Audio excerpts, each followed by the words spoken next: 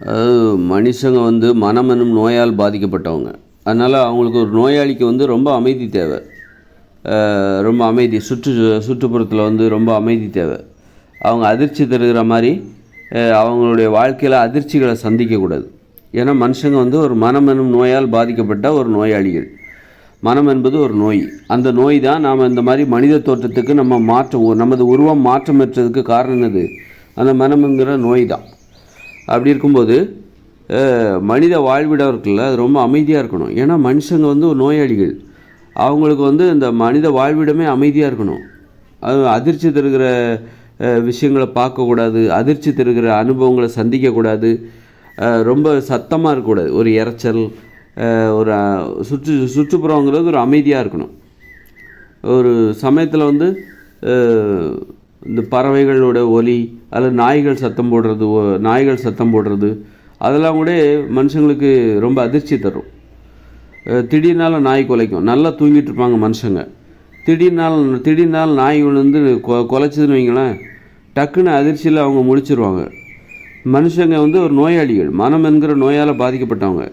இது போன்ற அதிர்ச்சிகள்லாம் இல்லாத மாதிரி அந்த சுற்றுச்சூழலை அமைதியாக வச்சுக்கணும். மனுஷங்களுக்கு இடையூறாக இருக்கக்கூடிய இந்த நாய்களுடைய செயல்பாடுகளை கட்டுப்படுத்தணும். அதோட எண்ணிக்கைகளை கட்டுப்படுத்தணும். அது மாதிரி இடையூறாக இருக்குது. சில நாய்கள் இப்போ நைட்டு குறைக்குது பயங்கரமாக. அப்போ நான் நல்லா தூங்கிட்டு இருக்கும்போது அது பயங்கரமாக தெருநாய்களோட எண்ணிக்கை அதிகமாகிடுச்சு. அப்படி இருக்கும்போது அடிக்கடி அது ஒன்று கூடி குலைக்குது, சண்டை போடுது. இதனால் இரவு நேரத்தில் தூக்கம் கெட்டு போகுது.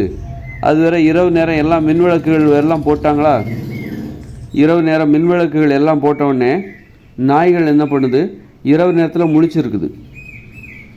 இரவு நேரத்தில் தூங்குறது கிடையாது. இன்னொரு காரணம் கொசுக்கடி வேறு. பகலில் தான் தூங்குது. நாய்கள்லாம் பார்த்திங்கன்னா இப்போ பகலில் தான் தூங்குது. இரவு நேரத்தில் தூங்குறது கிடையாது. இரவு நேரத்தில் அதாவது தூங்க முடியல. நல்ல வெளிச்சம், டியூப் லைட்டு, தெருவிளக்குகள்லாம் போட்டாங்க, அது ஒரு காரணம். அப்புறம் கொசுக்கடி. அதனால் இரவு தூங்குறதில்ல, பகலில் தான் தூங்குது. பகலில் கொசு கடிக்கிறதில்ல, பகலில் சௌகரியமாக தூங்குது. அதனால் இரவு நேரத்தில் அது முழிச்சிருக்கிறதுனால தெருநாய்கள் எல்லாமே தெருவில் சுற்றி வருது. அப்புறம் அடிக்கடி சண்டை போடுது, கத்துது, குறைக்குது. நிம்மதியாக மனுஷங்க தூங்கிட்டு இருக்காங்க. மனுஷங்க ஒரு மனம் என்னும் நோயால் பாதிக்கப்பட்ட நோயாளிகள். அப்போ அவங்க நல்லா தூங்கிட்டு இருக்கும்போது நாய்கள் திடீர்னால குறைக்கும்போது அது மனுஷங்களுக்கு அதிர்ச்சியை ஏற்படுத்துகிறது. அதனால் நாய்களோட அந்த தெருநாய்களோட எண்ணிக்கையை கட்டுப்படுத்தணும். அப்போ தான் இந்த மனுஷங்களுக்கு இது போன்ற அதிர்ச்சிகள் ஏற்படாமல் பார்த்துக்க முடியும். மனுஷங்களை ஒரு நோயாளியாக பாருங்கள். மனுஷங்க மனம் எனும் நோயால் பாதிக்கப்பட்டவங்க. எல்லாருமே மனம் எனும் நோயால் பாதிக்கப்பட்டவங்க. அதனால் எல்லாருக்குமே ஒரு அமைதி தேவை. சுற்றுச்சூழலில் ஒரு அமைதி தேவை. சுற்றி இந்த மாதிரி நாய்களோட எண்ணிக்கையை குறைக்கணும். நாய்களோட எண்ணிக்கையை அதாவது உரிமையாளர்கள் இல்லாமல், இப்போ ஒரு ஆடு இருக்குது, ஒரு மாடு இருக்குது. ஆட்டுக்கு உரிமையாளர் இருக்காங்க, மாட்டுக்கு உரிமையாளர் இருக்காங்க. தெருவில் ஒரு மாடு நிற்கிதுன்னா இதோட உரிமையாளர் யாருன்னா சொல்லிடலாம், இது அவரோட மாடுங்க, இது இவரோட ஆடுங்க சொல்லிடலாம். ஆனால் நீங்கள் தெருவில் சுற்றி திரிகிற நாய்களுக்கு இது யாருடைய நாயின்னு உங்களால் சொல்ல முடியுமா? அதுக்கு சொந்தம் கொண்டாடுறதுக்கு யாருமே கிடையாது. தெருநாய் அவ்வளோதான். அது எங்கே உணவு கிடைக்கும் அங்கே சாப்பிடும். உரிமையாளர்களே இல்லாத உயிரினம் தான் இந்த நாய்கள். எப்படி பறவைகளுக்கு நீங்கள் உரிமையாளர் சொல்ல முடியாதோ, பறவைகள் அதாவது காக்கா, இதுக்கெல்லாம் இது என்னுடைய காக்கான்னு யாராவது சொல்ல முடியுமா? அது மாதிரி நாய்கள் அந்த மாதிரி ஆகிப்போச்சு. இது யார் நாயினே தெரியாது, இது யாருன்னு சொந்தம் கொண்டாடு. ஆனால் நாய்களுக்கு உரிமையாளர் இருக்காங்க. வீட்டிலே வளர்க்கப்படுகிற நாய்களும் அது இருக்குது. அது உரிமையாளர் உள்ள நாய். இது உரிமையாளர் இல்லாத அனாதை நாய்கள் தெருநாய்கள்லாம் அனாதைகள். இவங்களுக்கு உரிமையாளரே கிடையாது. அந்த மாதிரி உரிமையாளர் இல்லாமல் ஒரு நாய் இருக்கக்கூடாது. உரிமையாளர் இல்லாமல் ஒரு மாடு இருந்தால் விடுவாங்களா? பிடிச்சிட்டு போய் அதை விற்றுருவாங்க. இந்த மாட்டுக்கு யாருமே உரிமையாளர் கிடையாதுங்க, யாருக்கு இது சொந்தம்னே தெரியாது அப்படின்னா அந்த மாட்டை விற்றுட்டு போயிடுவாங்க. ஆனால் நாயை மட்டும் விட்டு வைக்கிறாங்க. திபேத்தில் இது மாதிரி நாய்கள் இருந்துச்சுன்னா அவங்க நாய்களெல்லாம் சாப்பிடக்கூடிய ஆட்கள். ஆட்டுக்கறி சாப்பிட்றாங்களா இவங்க மக்கள்? நம்ம மாட்டுக்கறி மாதிரி நாய்க்கறியை சாப்பிட்ற மக்கள் திபேத்தில் வாழ்கிறாங்க. அவங்கள்ட்ட மட்டும் இந்த மாதிரி நாய்கள்லாம் இருந்ததுன்னா அவங்க வேட்டை நாய்களை எடுத்துகிட்டு போய் அவங்க சமைச்சு சாப்பிட்ருவாங்க. அங்கெல்லாம் நாய்கள் இப்படி தெருவில் சுற்றிட்டு தெரிய முடியாது. அங்கெல்லாம் நாய்கள் இருக்கும், ஆனால் உரிமையாளர் இருப்பாங்க. உரிமையாளர் இல்லாத நாய்களை அவங்க விட்டே வைக்க மாட்டாங்க. எப்படி ஆடு மாடு இங்கே உரிமையாளர் இல்லாமல் இருக்க முடியுமா?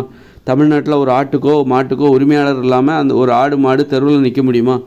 முடியாது.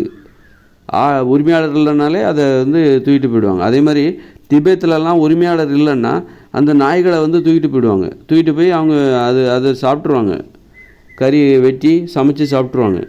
நாயை சாப்பிட்றவங்க திபேத்தில் இருக்காங்க. திபேத் மக்கள் நாய்களை சாப்பிடுவாங்க. ஆனால் தமிழ்நாட்டில் உரிமையாளர்கள் இல்லாமல் நாய்கள் சுற்றி திரிகிறது. அதனால் அதோட எண்ணிக்கையை கட்டுப்படுத்த முடியல. அது குட்டி போடுது, அது பால் விட்டுகிறது, அது பெருகுகிறது. இதனால் நிறைய விபத்துகள் ஏற்படுது. தெருநாய்களால் நிறைய விபத்துகள், வாகன விபத்துகள். நானே 2 வாட்டி நாய்கள் குறுக்க வந்ததுனால 2 வீலர்லேருந்து விழுந்திருக்கேன். ஒரு வாட்டி விழலை, ரெண்டாவது வாட்டி விழுந்திருக்கேன். அந்த மாதிரி நாய்கள்னால நிறைய பேர் ஆக்சிடெண்ட் ஆகிருக்கு. நிறைய பேருக்கு கை கால் இறந்தே போயிருக்காங்க. அப்போ இருந்தும் நமக்கு விழிப்புணர்வே இல்லை. சொரணை இல்லாதவங்களாக நாமெல்லாம் இருக்கோம். சொரணை இல்லாத ஆட்சியாளர்களால் ஆட்சி செய்யப்படுகிறோம். சொரணை இல்லாத ஒரு வாழ்க்கை முறை வாழ்ந்துக்கிட்டு இருக்கோம். சூடு சொரணை இல்லாதவங்க உரைக்க மாட்டேங்குது.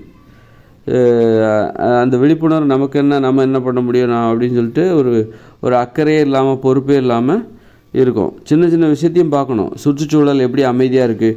ஒரு இரவு நேரத்தில் திடீர்னால் நாய் குலைக்குது. பகல் நேரத்தில் கூட திடீர்னால் நாய் குறைச்சிதுன்னா அந்த நேரத்தில் நம்ம ஒன்றுமே பண்ண முடியல. மக்கள் எதுவுமே பண்ண முடியல. ஏதாவது ஒரு புத்தகம் படிக்கிறோம், அதுவும் படிக்க முடியல. இது மாதிரி வீடியோ போடும்போது பின்னாடி இருந்து குறைச்சா அது கூட இடையூறாக இருக்குது. அதுமாதிரி இரவு நல்லா தூங்கிட்டு இருப்பாங்க. எப்போவும் மக்கள் எப்போ வேணாலும் தூங்கலாம் நல்லா மக்கள். அப்போ தூங்கிட்டு இருக்கும்போது திடீர்னால் நாய்கள் குறைக்குது, சண்டை போடுது, தெரு நாய்கள். அப்போ வந்து தூக்கம் கலையுது.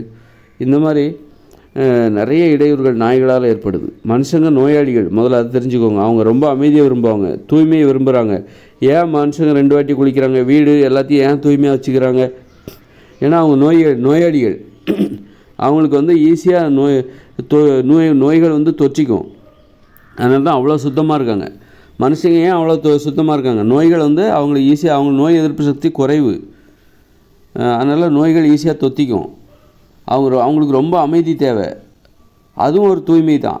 அமைதியும் ஒரு தூய்மை தான். அந்த அமைதிக்காக அவங்க என்ன பண்ணணும்? வந்து சுற்றுப்புறங்களில் வந்து பார்த்துக்கணும். இந்த மாதிரி ஒலி மாசுகளை ஏற்படுத்தக்கூடாது. ஒலி மாசுகள் இதெல்லாம் நாய்கள் குறைக்கிறது, தெரு நாய்கள் சண்டை போடுறது, இதெல்லாம் ஒலி மாசு. இந்த ஒலி மாசு, ஒலி குப்பைகள், ஒலி இடையூறுகள், அப்படி சவுண்ட் பொல்யூஷன் அப்படி சொல்லுவாங்களா, அது மாதிரி ஒலி இடையூறுகள் இது. அதனால் அதை அனுமதிக்கக்கூடாது. அதுமாதிரி காலங்காலத்தில் பாட்டு போடுது. நாய்களுக்கு போட்டியாக மனுஷங்களும் இறங்கிட்டாங்க. நான் காலங்காலத்தில் 5 மணிக்கு ஒரு நகரத்தில் வந்து பாட்டு போடுறாங்க. அதுமாதிரி தொழுகை நடத்துறது, மசூதியில் வந்து தொழுகை ஒரு 5 மணிக்கு. அந்த பகுதியில் உள்ளவங்க தூங்கவே முடியாது, அத்தனை பேர்த்து. ஆனால் மக்களுக்கு விழிப்புணர்வே வர மாட்டேங்குது. விழிப்புணர்வு வருதா? இல்லை, புலம்பிக்கிறாங்க, மனசுக்குள்ளே கோவப்பட்டுக்கிறாங்க. இல்லை, அதுக்கு என்ன தீர்வு கிடச்சிட போகுது? இங்கே ஒன்றும் ஆக போகிறதில்ல, நம்ம கோவப்பட்டு இங்கே என்ன ஆக போகுது அப்படின்னு நினச்சி அந்த கோபத்துக்கு ஒரு மரியாதையே இல்லாமல் போகுது. அதனால் நாமெல்லாம் நோயாளிகள் என்பதை புரிந்து கொண்டு நமக்கு அமைதி தேவை, நல்ல தூக்கம் தேவை. பிறரை இடையூறு செய்யாமல் வாழ பழகணும். பிறருக்கு இடையூறு செய்கிற இந்த மாதிரி தெருநாய்களோட சண்டைகள், கத்தல்கள், அதெல்லாம் கட்டுப்படுத்தணும். அது இப்போ தெருநாய்களை எப்படி கட்டுப்படுத்தணும் அப்படின்னா, அவைகளை நம்ம கொல்லக்கூடாது. அது பாவம். கருத்தடை பண்ணி விட்டுறணும். கருத்தடை செஞ்சிட்டாக்கா மேற்கொண்டு அது பெருகாது, இனப்பெருக்கம் செய்யாது. அது மாதிரி அனுமதி வாங்கிட்டு தான் உரிமையாளர் இருக்கணும். உரிமையாளர் இல்லாமல் நாய்கள் வளர்க்கக்கூடாது. வீட்டில் வந்து உரிமையாளர்கள் இருக்க வேண்டும். வீட்டிற்குள் வளர்க்க வேண்டும். வெளியில் கூட்டிகிட்டு வந்துட்டு திரும்ப வீட்டுக்கு போயிடுங்க. அது மாதிரி அது இனப்பெருக்கம் செய்யணும் அப்படிங்கிறதுலாம் அனுமதி பெறப்பட்டதாக இருக்க வேண்டும். 2 குட்டி போட்டுது, அதோட ஒரு குட்டி என்னாச்சு அப்படிங்கிறதுக்கெலாம் கணக்கு கொடுக்கணும். தெருவில் எந்த நாயும் அலையக்கூடாது, சும்மா சுற்றக்கூடாது. அது சும்மா சுற்றிக்கிட்டு இரவு நேரத்தில் சத்தம் போட்டுக்கிட்டு குறைச்சிக்கிட்டு, மனுஷங்க நோயாளிகள், அவங்களுக்கு இடையூறு செய்யக்கூடாது. அவங்க நிம்மதியாக தூங்கணும். அந்த மாதிரி நினச்சிக்கிட்டு ஒரு விஷயத்தை பாருங்கள். மனுஷ வாழ்க்கையை அப்படி பாருங்கள். மனுஷங்க நோயாளிகள், பாவம், அவங்கள கொஞ்சம் தூங்க விடுங்க.